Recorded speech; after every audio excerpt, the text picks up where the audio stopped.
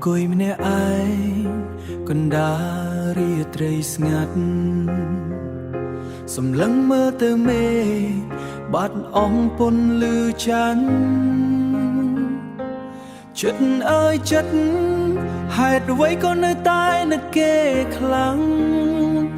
ទាំងដឹងថាគេមានអ្នកថ្មីបាត់ទៅហើយពាក្យថាស្រឡាញ់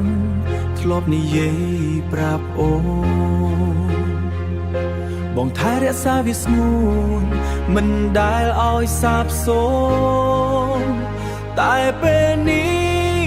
អូនចាក់ចេញទៅដោយមិនលាបន្សល់ទុកត្រឹមការឈឺចាប់ដែលគ្មានថ្ងៃជាទឹកភ្នែកបងម្នាក់នេះហូរមកព្រោះតែអូនចិត្តបងស្មងសូន្យតែអូនមិនធ្លាប់មើលឃើញបងឲ្យគ្រប់យ៉ាងតែគ្រប់យ៉ាងតែចុងក្រោយបានត្រឹមមើលវ័យសោះតែស្រមើស្មងគេពេកទៅត្រូវឈឺម្នាក់ឯ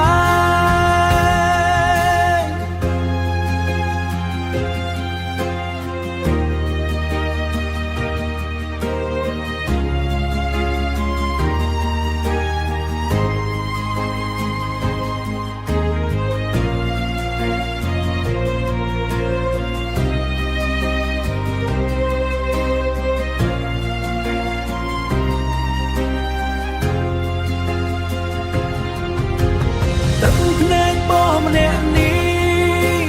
ហូរមកព្រោះតែអូន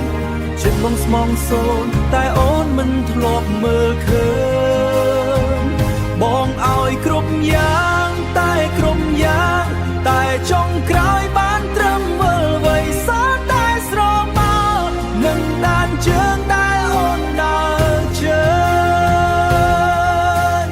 ទូនបីជាបងមិនអាចក្បែរអូនទៀតក៏បងមិនដែលស្អប់ឬខឹងអូនឡើយណា